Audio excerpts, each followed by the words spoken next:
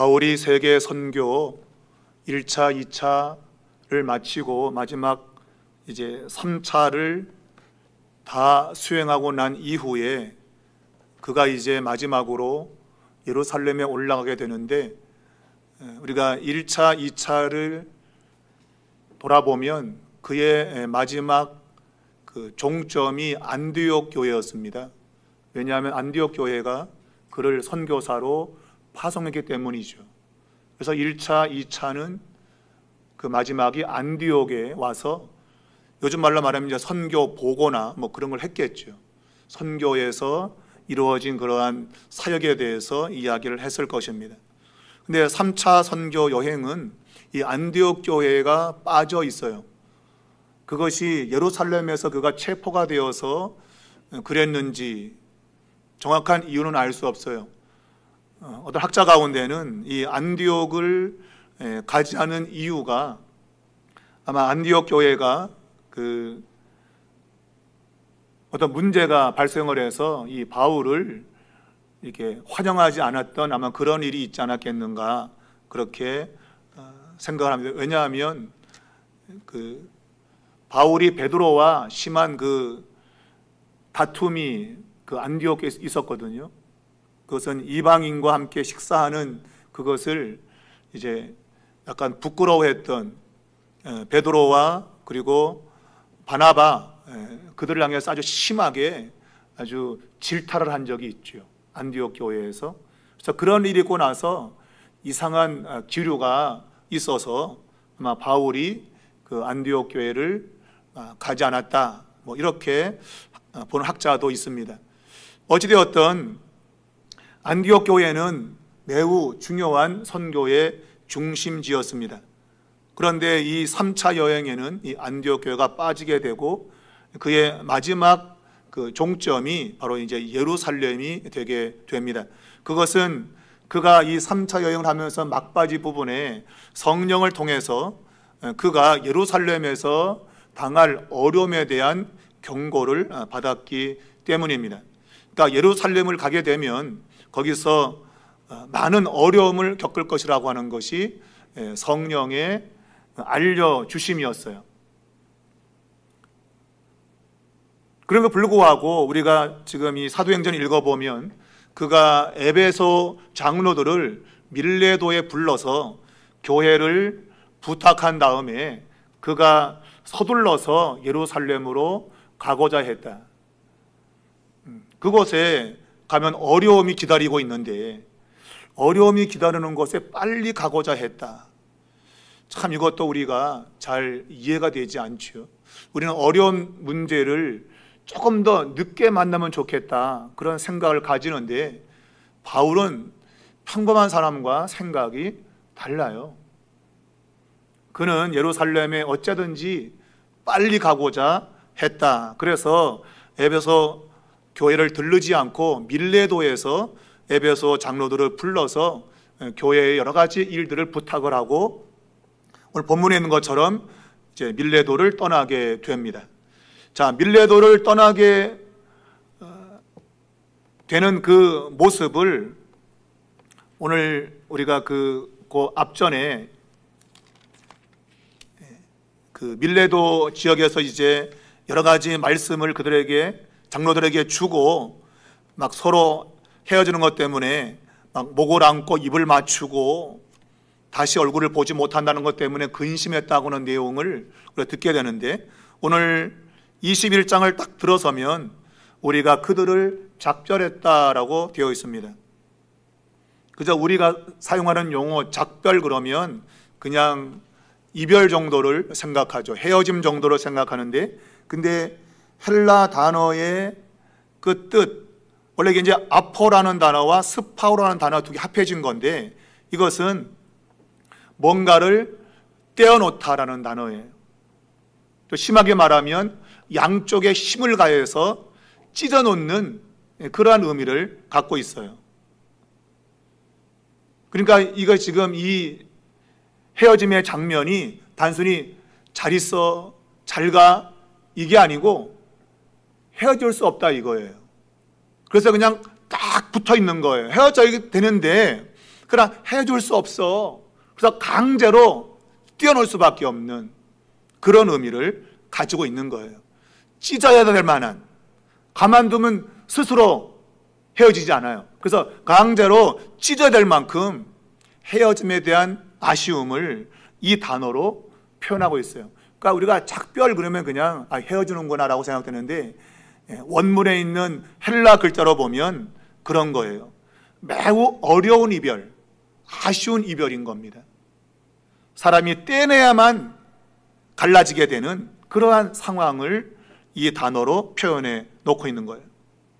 헤어지기 싫지만 그러나 정말 강제로 의해서 헤어질 수밖에 없는 그런 상황을 오늘 성경이 이야기를 하고 있습니다. 그것은 제가 볼 때는 아마 바울이 단호하게 자기의 결심, 곧 예루살렘으로 가야 되는 그러한 결심을 이루기 위한 단호한 그러한 행동으로 아마 이 헤어짐이 이루어졌다, 그렇게 보겠습니다. 밀레도에 있는 회중과 에베소 장로들은 바울과 헤어지기를 싫어했겠죠. 그러나 바울 역시도 싫어했지만, 그러나 받은 바 사명 때문에 그는 이별할 수밖에 없었다는 겁니다. 자, 우리가 교회에서 성도 간에 이러한 신앙생활 하면서 정말 이런 모습이 진짜 있나? 헤어지기 싫어가지고 이런 모습이 있나? 말했지만 3년 정도 에베소에 목회를 했습니다. 3년 정도 하니까 그냥 각종 일들을 경험하며 정말 그 안에 주님의 사랑, 또 인간적인 사랑이 다 그 안에 포함되어서 헤어질 수 없는 그런 관계가 형성이 되었다. 우리 삼일교는 어떻습니까? 헤어지기 싫어할까요? 아니면 나 빨리 가야 돼, 나 집에 좀 뭐 있어, 빨리 가야 돼. 그러니까 불량체 그냥 끝나자마자 그냥 걸음아 나 살려라 하고 가는 모습은 혹시 아닐까? 여러분, 세상에 아무리 좋은 것이 있어도 성도 간의 이런 만남만큼 귀한 것이 없습니다. 왜냐하면 내가 세상에 관계했던 모든 것들은 다 사라져 갈 것들이에요. 그런데 성도 간의 이 만남은 영원히 있을 것이기 때문에 그래요. 근데 우리는 일시적인 내 기준에서 중요하게 생각하기 때문에 성도와의 그러한 관계를 등한시하고 도리어 그냥 꽁무니 빼듯이 그냥 빨리 가버리는 이런 모습이 있을 수 있는데, 오늘 우리가 이 에베소 교회 장로들과 또 밀레도에 있는 교인들, 그리고 사도 바울의 이 헤어지기 싫음, 이 모습을 정말 비춰보면서 우리가 성도 간의 이 관계가 얼마나 중요한가 하는 것들을 다시 한번 깨달을 수 있기를 바랍니다. 헤어지기 싫어야 된다. 같이 있고 싶어야 된다. 그것이 성도의 사랑이다라는 것을 깨닫게 됩니다. 자, 아쉬운 이별을 하고 이제 우리라고 하는 표현이 이제 다시 등장하고 있습니다. 아마 이것은 누가가 다시 이 대열에 합류되었다라고 볼 수가 있습니다. 사도행전 기록하고 있는 누가는 이제 중간중간 이 우리라고 하는 단어를 쓰는데, 이 단어가 나오지 않는 그 장면에서는 아마 누가가 함께 있지 않았다라고 볼 수 있고, 이제 우리라고 표현된 이 부분에 다시 누가가 합류했다, 그렇게 볼 수 있습니다. 자, 이제 이 이별의 첫 걸음을 오늘 보면 밀레도에서 이제 고스까지 한 남쪽으로 한 70km 되는 그 거리를 배를 타고 가게 됩니다. 이때 이제 북동풍이 불어서 아주 배가 잘 움직였고, 그래서 고수에 도착하고 그 이튿날 이제 로도라고 하는 이 도시에 도착을 했다라고 성경이 말하고 있습니다. 이 고수라고 하는 이 지역은 우리에게 잘 알려진 그 의술의 아버지, 의학의 아버지인 히포크라테스의 고향이기도 하고, 거기에는 큰 의과대학이 있었다고 그렇게 알려져 있습니다. 이 고스를 지나서 이제 로도에 이제 도착을 하게 됩니다. 이 로도라고 하는 지역은 굉장히 아름다운 지역입니다. 이 지역은 장미의 섬이라고 하는 별명이 붙을 정도로 장미가 만발한 지역이에요. 굉장히 아름다운 지역으로 손꼽히는 곳입니다. 바로 이 로도라는 이 시는 그 그리스 군도, 이제 그리스 지역에 포함되는 여러 가지 섬들을 묶어놓은 게, 그걸 이제 보통 이제 제도, 군도라는 용어를 쓰는데, 이제 섬의 무리죠. 우리가 주일날도 인도네시아가 16,000개의 섬이 있다잖아, 그죠? 이제 그게 하나에 보면 이제 군도죠. 제도라 그러는데, 그 많은 섬 가운데 이제 가장 큰 섬이에요. 이 동북쪽 끝에 있는 섬입니다. 말했지만 이 섬은 굉장히 아름다운 섬으로 알려져 있습니다. 그리고 거기에는 7대 불가사의라고 속해 있는 그 태양신을 섬기는 그 신상이 거기에 위치해 있습니다. 아폴로 신상이죠. 그게 세계 7대 불가사의 가운데 속하고 있는 그런 아주 볼거리죠. 그러니까 그러한 아름다운 섬, 그리고 그 섬에 똑같이 이제 도시 이름도 로도시가 있어요. 이제 거기에 이제 바울과 일행이 도착을 한 것이죠. 그런데 거기에서 뭐 전혀 다른 것을 언급하고 있지 않다. 고수를 통과하고 로도를 그냥 통과하고 있는 바울의 일행을 보게 됩니다. 우리가 이제 나중에 보게 되겠지만 오순절에 맞춰서 지금 바울이 발걸음을 재촉하고 있다고 20장 16절에서 밝히고 있어요. 어쩌든지 오순절에 맞추어서 예루살렘에 가기 위해서 지금 에베소도 그냥 지나와서 밀레도에서 에베소 교회 장로들을 만난 그러한 상황 아닙니까? 그렇게 빨리 진행하다 보니까 시간적 여유가 있었어요. 이제 뒤에 가면 두로에 와가지고 7일 동안 거기서 머무르는 내용이 나옵니다. 일주일 동안 거기서 머물러요.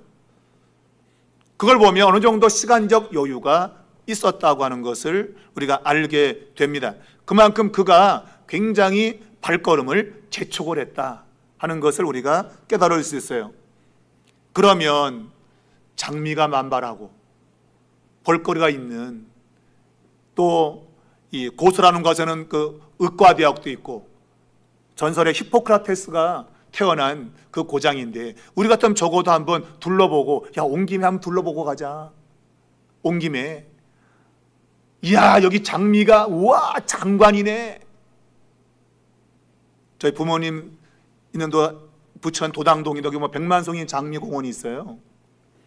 거기도 아주 유명해갖고 사람들이 얼마나 막 찾아오는지, 5월달 되면 그 장미 보려고. 근데 이 섬은 장미꽃이 만발한 섬이에요. 섬 전체가 장미꽃으로 뒤덮이는 곳입니다. 얼마나 아름답겠어요, 여러분. 이왕 왔으니 좀 시간도 좀 있겠다, 좀 보고 가자, 그럴 수 있지 않겠어요? 그런데 성경은 그러한 것들을 싹 뺐다. 싹 빼고 그가 이제 우리가 살펴본 대로 두로에 가서 일주일 동안 성도를 만나는 시간을 가지고 있다. 우리가 눈에 보이는 이 세상 것들이 좋아서 온 김에 누가 말하는 것처럼 넘어진 김에 쉬었다 가자, 뭐 그런 말도 있잖아요, 그죠? 넘어진 김에 쉬었다 가자. 이왕 이 섬에 왔으면 장미꽃이 만발한데 이 섬 좀 구경하고 가자. 그러면 얼마나 좋겠어요. 그런데 바울은 그런 구경에 관심이 없다. 관심이 없다. 그리고 뒤에 나오지만 두로에 가서 일주일의 그런 시간을 성도를 만나서 그들과 함께 있는 시간을 가졌다. 뭔가 우리와 좀 다르잖아요, 여러분. 우리는 이왕이면, 야, 이 근처에 있는데 좋은 데가 있다고? 들러가야지. 그러면 그건 잘하면서, 이 근처에 누구 집사님이 계셔? 그럼 들러다 가야지. 그런 건 잘 안 한다. 이 근처에 무슨 교회가 있어? 그럼 들렀다 가야지. 이런 건 잘 안 하고, 그렇게 멋있는 데가 있어? 보고 가야지. 우리는 너무나도 그런데 자연스럽다. 성경을 읽을 때 우리는 마음에 찔림이 와야 돼요. 바울은 그렇게 아름다운 섬을 그가 뭐 시간 내서 여러분 가겠습니까? 선교사가 시간 내서 놀러 다닐 시간이 어디 있어요. 전도하기도 바빠 죽겠는데. 근데 어차피 배가 지나가는 거는 과정이니 이왕 온 거 조금 보고 가자. 그런다고 누가 뭐라 그러겠습니까, 여러분? 근데 전혀 그런 것은 그의 안중에 없다. 오직 그는 교회와 복음과 성도에게만 관심이 있다. 저도 목회자로서 참 이런 걸 읽을 때면 마음이 찔릴 수밖에 없어요. 정말 나는 정말 이런가?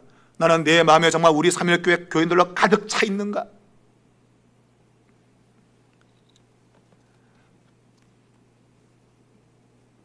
제가 바울과 비교할 바이겠습니까마는 여러분, 그래도 제 나름대로는 우리 성도들 마음에 담고 기도하려고 애를 쓰고 있습니다. 부족한 게 참 많지만 그래도 바울이라고 하는 이 사람의 그 행적 걸음을 조금이라도 흉내내야겠다, 그런 생각을 가지게 되죠, 여러분. 자, 그가 이 로도 섬을 떠나서 이제 바다라라고 하는 이 도시에 가게 됩니다. 이 도시는 거대한 상업 도시이고 그리고 아름다운 항구 도시입니다. 자, 이 도시는 큰 배들이 정박하고 있는 그런 항구 도시입니다. 그래서 이제 넓은 바다를 항해할 때는 이곳에서 큰 배를 갈아탑니다. 대부분은 연안을 끼고 운행하는 그러한 항로가 많기 때문에 작은 배들을 이용해서 이제 연안을 운행을 합니다. 그러나 그건 시간이 많이 걸리죠. 빨리 가려면 큰 바다로 나가서 그냥 질러가는 게 빠르죠. 그래서 사람들은 이 바다라에서 큰 배를 갈아타는 경우가 있었던 겁니다. 바울도 빨리 가기 위해서 그의 마음에 빨리 가고자 하는 그런 마음 때문에 그가 여기서 이제 큰 배를 갈아타게 됩니다.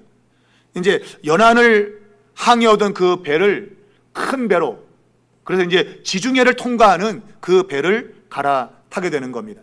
왜냐하면 그래야만이 조금이라도 시간을 더 단축할 수 있기 때문입니다. 그저 연안을 끼고 갈 수 있죠. 그러나 그것은 그만큼 시간이 많이 걸리는 거죠. 그래서 큰 배를 갈아타는데 오늘 본문에는 베니게로 건너가는 배를 만났다라고 되어 있습니다. 여기서 만났다고 하는 이 단어는 그냥 가보니까 배가 있었다는 말이 아니에요. 이것은 찾은 거예요. 그러니까 이 베니게로 건너가는 큰 배가 있는가 없는가를 살핀 거죠. 우리도 어디 여행 갈 때 요즘은 휴대폰이 있어서 뭐가 지금 기차편이 뭐가 있고 배편이 뭐가 다 찾아보잖아요, 그죠? 지금이 앉아서 다 두드려 보니까 다 알지만 옛날엔 그런 게 어디 있습니까? 발로 뛰어야 되고 그냥 열심히 돌아다녀야 돼요. 그래서 언제 이 베니게로 가는 큰 배가 있는지를 아주 탐문을 했고 수색을 해가지고 그 배를 찾아낸 겁니다.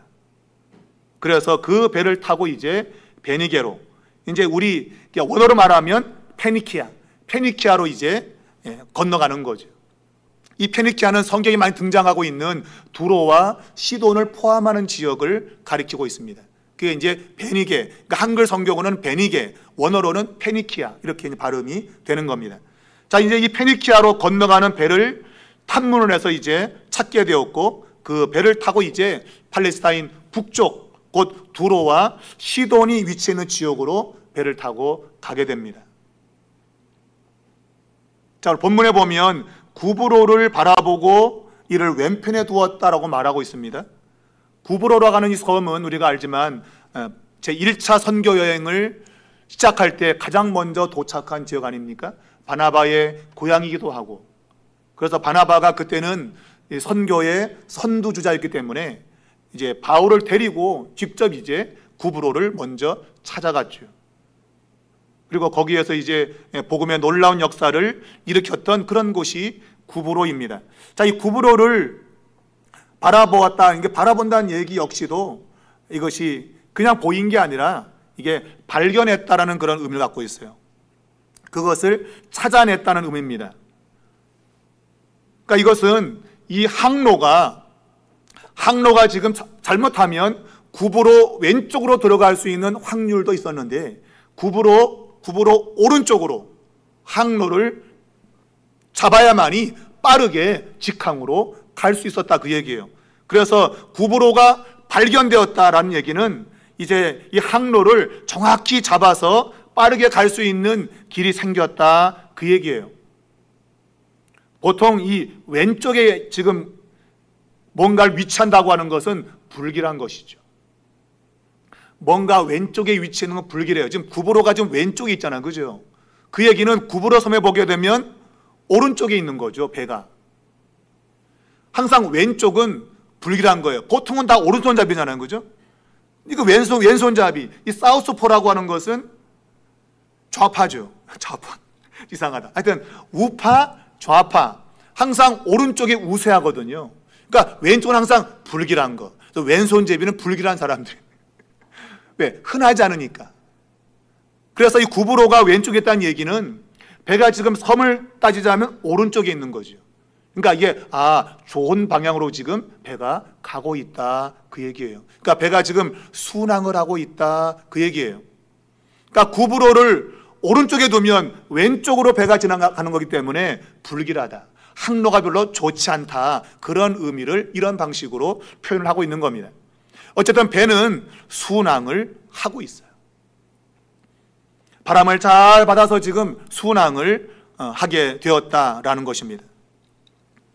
자, 이 배가 이제 두로에 도착하는 내용을 오늘 본문이 소개하고 있다. 제가 이 페니키아, 이 지역 두로와 시돈을 포함한다고 말씀을 드렸습니다. 우리가 복음서에도 보면 이 두로와 시돈이 종종 등장하죠. 누가복음 6장 17절을 보면 예수님이 병자를 고칠 때에 두로와 시돈에서 많은 사람이 와서 병 고침을 받았다고 되어 있어요. 두로와 시돈은 팔레스타인 북쪽에 위치해 있거든요. 그 예수님이 그곳까지 가지 않았어요. 그런데 두로와 시돈 사람은 그 먼 데서부터 예수님께 병 고침 받기 위해서 찾아왔어요. 믿음으로 병 낫기 위해서 찾아온 거죠. 그 멀리서 찾아온 거예요. 그런데 가까이에 있는 고라신과 베세다, 이 사람들은 두로와 시돈만한 믿음이 없었어요. 그래서 주님께서 누가복음 10장 13절에서 화 있을진저 고라시나 화 있을진저 베세다여, 만일 내가 너에게 행한 그 권능을 두로와 시돈에서 했다면 그들은 벌써 베옷을 입고 회개했을 것이다. 그런데 고라신과 베세다는 말씀을 그렇게 듣는 자리에 있었으면서도 회개하지 않는 폐역한 것을 우리 주님께서 지적하는 그런 내용이 나오고 있어요. 가까이 있어서 말씀을 들을 수 있는 그런 자리에 있었지만 말씀을 들으러 나오지 않는, 회개하지 않는 그들의 완악함을 이제 두로와 시돈과 대조하고 있는 거죠. 두로와 시돈은 멀리는 불구하고 그들은 주님께 나와서 은혜를 입었다는 거예요. 우리가 신앙생활을 보면 교회에 가까이 있는 사람들이 도리어 교회를 잘 안 온다. 먼 사람들이 열심을 가지고 교회에 온다. 우리가 뭔가 많이 잘할 수 있는 그런 환경 속에서 자라는 건 그건 당연한 거예요. 근데 할 수 없는 상황 속에서 한다는 건 대단한 거죠. 하물며 만약 할 수 있는 상황인데 안 하는 건 이건 나쁜 거죠, 여러분. 나쁜 거죠. 고라신과 베세다, 주님께서 수많은 권능을 행했지만 믿지 않고 불신하는 그들, 주님께 나오지 않는 그들에 대해서 화 있을진저. 근데 두로와 시돈은 그 멀리 팔레스타인 북쪽에서 예수님께 나와서 병 고침의 은혜를 입었다. 여러분 어디에 속합니까? 어디에 속해요? 은혜를 사모하며 주님께 나오기를 힘쓰고 있습니까? 아니면은 에이그 은혜는 뭐 은혜야, 됨들어 사는 거지 그냥. 여러분 은혜는 사모하는 자에게 주어진다. 물론 은혜 자체라는 단어가 선물로 주어지는 거예요. 선물이라고 하는 것은 받을 만한 자격이 있어도 주는 게 아니죠. 그냥 주는 거예요. 그러면서 성경은 그러한 은혜의 선물은 사모하는 자에게 주신다 라고 분명히 언급하고 있기 때문에 여러분 주님의 은혜를 사모하십시오. 멀다고 못 오는 게 아닙니다, 여러분. 이게 전부 그런 건 아니지만 저 아래 동네에서 심지어 제주도에서도 비행기를 타고 서울에 교회를 출석하는 분이 계시다. 우리가 주님께 내가 오늘 하루를 예비하면서 받는 은혜가 내 일주일 동안에 내 삶의 축복을 결정한다고 생각한다면 그 거리가 먼 거리가 될 수 없어요. 먼 거리가 될 수 없어요. 먼 거리로 느껴지는 이유는 내가 그만큼 은혜를 사모하지 않기 때문에, 아이고 그 먼 데 가갖고 또 돌아올 생각하니까 아이고 까마득하다, 이런 생각 가지면 은혜를 받을 수가 없어요. 여러분, 오늘 두로와 시돈, 이 사람들의 그 믿음이 우리의 믿음 되기 바랍니다. 성경은 땅끝에서 스바 여왕이 솔로몬의 지혜를 들으려고 왔다 하면서 솔로몬보다 더 큰 이가 여기 있는데 그래 가까이 있는데도 불구하고 오지 않는 그 유대인들의 완악함을 주님이 말씀하셨습니다. 동방의 박사들은 그 먼 곳에서 별 하나 보고 찾아왔다. 과연 우리의 신앙은 어디쯤에 있을까? 우리의 신앙은 어디쯤 있을까? 한번 진지하게 돌아볼 수 있기를 바랍니다. 자, 이 바울의 일행이 두로에 도착을 했습니다. 두로에 도착한 이유는 거기서 화물을 내리고 실는 것 때문에 오늘 성경 본문이 밝히고 있습니다. 그 기간이 7일 정도 된 걸로 보입니다. 그러니까 짐을 내리고 다시 짐을 그 배에 실는 이 모든 시간들이 7일 정도 있었던 것 같아요. 아마 그 외에 다른 배편이 없었던 걸로 보입니다. 있었다면 아마 그는 빨리 갔을지 몰라요. 그러나 다른 배편이 없었다고 보여지고, 그래서 화물을 다 내리고 실는 그 기간 동안 그냥 아무나 있을 수 없잖아요. 오늘 바울은 그 7일 기간을 두로에 있는 제자들을 수소문해서 만났다는 겁니다. 제자들을 만났다. 이건 역시도 찾은 겁니다. 탐문한 겁니다. 살핀 겁니다. 수색한 겁니다. 어디에 믿는 자들이 있느냐라고 찾았다, 그 얘기예요. 그 또한 수고가 반드시 필요하죠. 찾아내려면 수고가 필요한 겁니다. 물론 이 두로에 제자들이 있다고 하는 것은 이미 우리가 사도행전에서 우리는 익히 들어서 알고 있어요. 그러나 그들이 어디 있는지는 정확히 몰라요. 성경에도 그들이 어느 장소에 있었는지를 말하지 않고 단지 이 베니게라고 하는 그 지역에 지금 믿는 사람들이 있었다고만 말하고 있어요. 우리가 사도행전을 살펴보게 되면 11장에 그 스데반의 그 순교 때문에 발생된 환란을 피해서 사람들이 그 인근 지역에 흩어지게 하겠죠, 그죠? 그러면서 베니게와 구브로, 심지어 그 위에 있는 안디옥까지 도망을 쳤어요. 환란을 피해 도망친 거죠. 그때 말한 대로 베니게, 그러니까 두로와 시돈 지역으로 도망친 사람이 있었고, 바다 건너 구브로로 도망친 사람이 있었고, 더 북쪽인 안디옥까지 도망친 사람들이 있었어요. 근데 그들이 다니면서 예수를 전한 거죠. 원래는 자발적으로 가야 돼요. 왜? 성령을 받으면 땅끝까지 가도록 이미 사도행전 1장 8절이 말하고 있잖아요. 자발적으로 가야 됐어요. 근데 안 가니까 여기가 좋사오니, 베드로처럼 변화산에 올라가서 주의 영광을 보니까 주여 여기가 좋사오니 초막 셋을 짓고 여기서 눌러 사합시다. 주님께서는 내려가자. 이 산 아래에 지금 귀신 들려 고통당하는 수많은 사람들이 있는데 여기 머물 수 없다. 내려가자 하고 이제 제자들을 데리고 내려오듯이 원래는 자발적으로 가야 돼요. 그러라고 성령을 보내주신 거예요. 근데 예루살렘 교회가 안 간 거죠. 여기가 좋다고 그냥 눌러 앉아버린 거예요.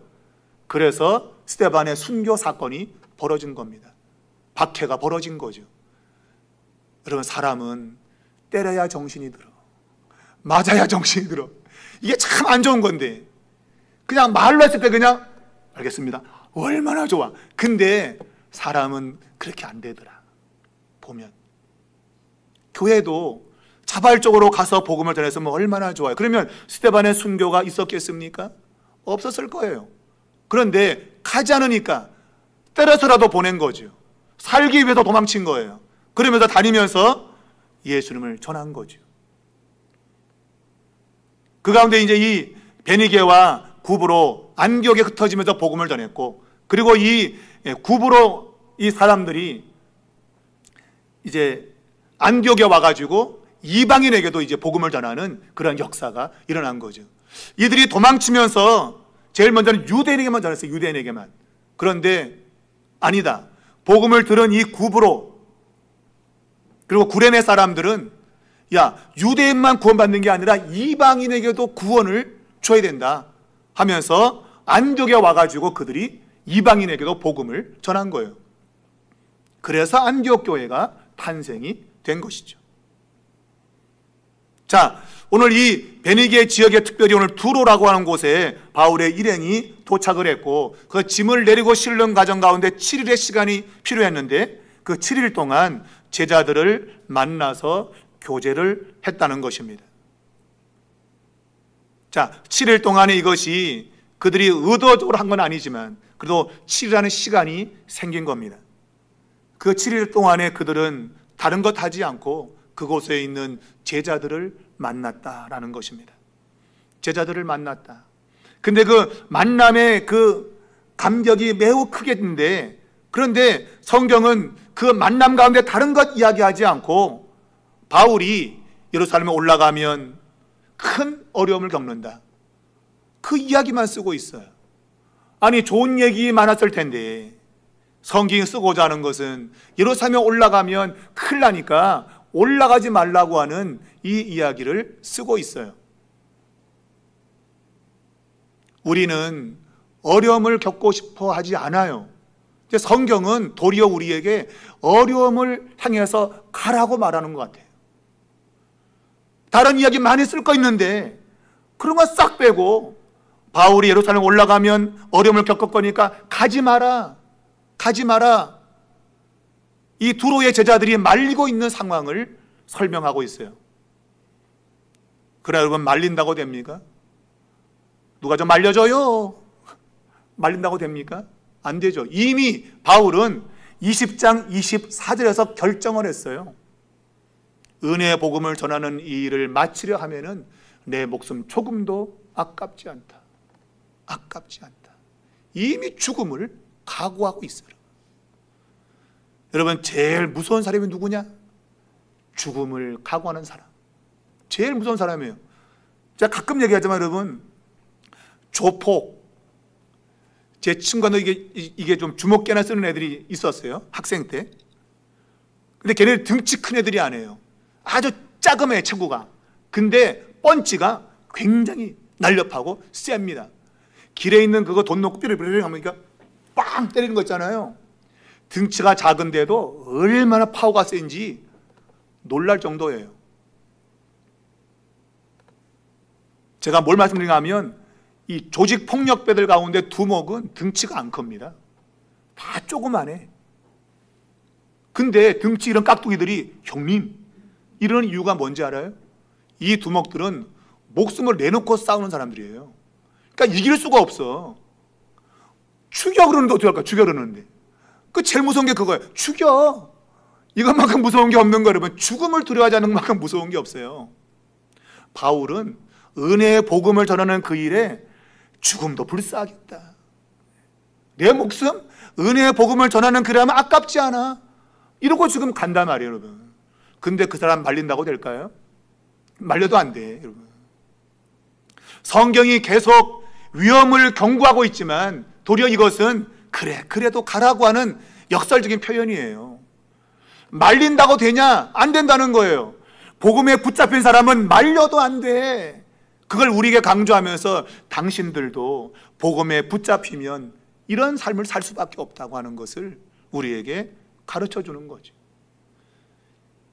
이게 힘으로 됩니까? 능으로 됩니까? 이것은 성령의 능력으로만 되는 거예요. 성령에 붙잡히기 때문에 그는 자기의 목숨을 조금도 아깝지 않았어요. 그래서 이 두로에 있는 제자들이 올라가면 어려움 당하니까 올라가지 말라고 말려요. 그러나 이미 알고 있는 거죠. 각 성에서 가는 곳마다 이 경고의 메시지를 바울에게 주었다고 이미 앞에서 말하고 있잖아요. 이미 알고 있다 이거예요. 그럼에도 불구하고 나는 간다는 거죠. 복음의 능력이 대단한 겁니다. 바울을 말릴 수가 없습니다. 이미 알고 있는 다가올 고난을 알고 있으면서 가는 길이에요, 여러분. 여러분과 저에게도 이 고난은 예비되어 있는 거예요. 근데 두려워하지 않을 이유는 주님께서 함께 하시기 때문입니다. 내가 보낼 성령이 너희와 함께 하기 때문에 아무것도 두려워하지 말라 그랬어요. 이게 신앙이에요, 여러분.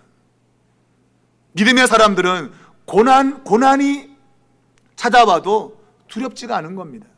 왜? 이미 주님의 약속이 역사 가운데 이미 입증이 됐어요. 그분이 한 번 하신 약속은 반드시 이룬다고 하는 것이 입증이 됐어요. 그게 이제 성경 안에서 보여주고 있고 또 역사적인 사건 속에서 나타난 거예요. 그러므로 기꺼이 복음을 위해서 이 길을 걷는 사도 바울, 그가 우리에게 똑같이 복음의 길을 걸으라고 말하고 있는 거죠.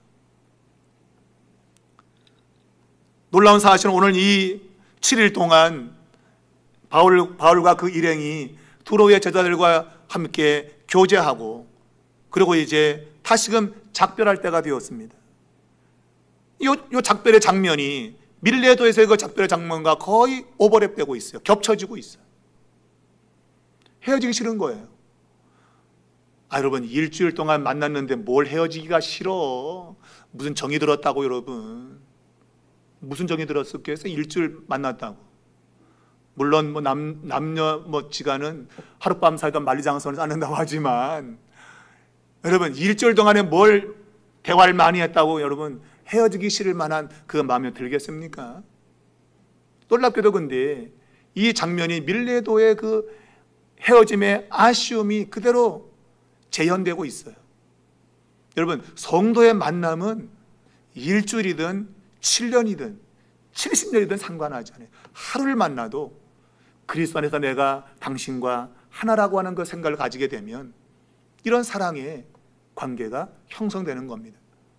저도 그런 경험을 종종 하는데요, 내가 한 번도 만나보지 못한 사람, 단지 그 사람이 예수 믿고 이 세상을 떠났다는 것, 그 발인식이나 어떤 그런 예배 때 참석하면 나도 눈물이 나거든요. 내가 저 사람들 알질 못해.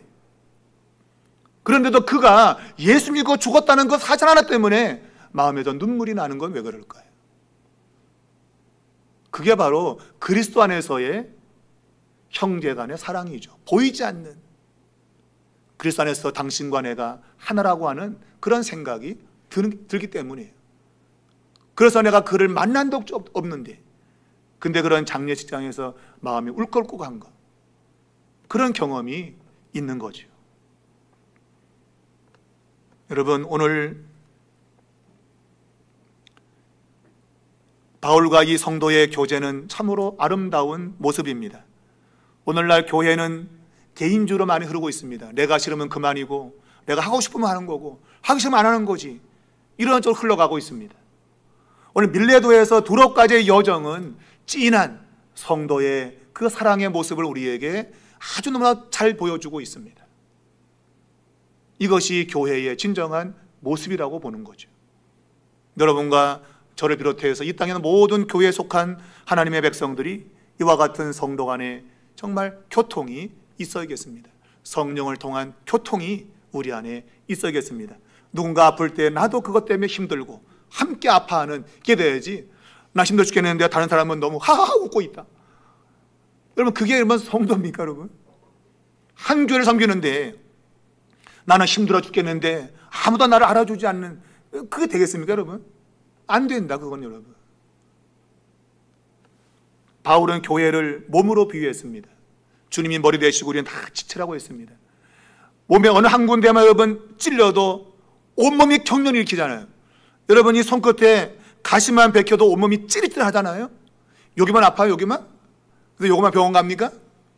야, 요거만 병원 갖다 보내와, 그럽니까? 아니죠. 다 가야 돼, 몸이. 왜? 다 박혀들 수가 없어. 그게 살아있다고 하는 거예요. 연결되어 있다는 거예요. 바울이 너무나도 비유를 잘했어요. 교회는 그렇게 연결되어 있는 겁니다. 3년 동안 밀레도에서, 에베소에서 함께했던 사람을 밀레도에서 석별을 나눌 때에도 헤어지기 싫었는데, 일주일만 교제했지만 이건 역시도 헤어짐이 싫은 그러한 모습이 생기는 것은 그리스도를 통해서 우리가 하나가 되어 있기 때문에 그래요. 우리 3.1 교회가 하나 되는 교회 되기를 바랍니다. 교회에서 누가 아프다면 아유, 맞아, 아유, 이게 돼야 되지. 나 몰라라. 나는 몰라. 이러면 곤란하다. 우리 3.1 교회가 서로에게 대한 따뜻한 주님의 사랑으로 서로 돌아보고 서로 격려하고 위로하면서 함께 간다면 사도행전적 교회가 될 수 있다. 그런 걸 꿈꾸며 여러분 서로를 돌아보세요. 당신 때문에 내가 있는 거야. 한번 얘기해 보세요. 옆 사람에게. 권사님 때문에 내가 있는 거야. 나 때문에 권사님 계신 거야. 알아? 뭐 이렇게. 네. 그렇다면 여러분 교회는 가장 큰 능력을 가지는 교회가 되는 것입니다. 우리 교회가 그런 교회 될 수 있기를 주의 이름으로 축원합니다.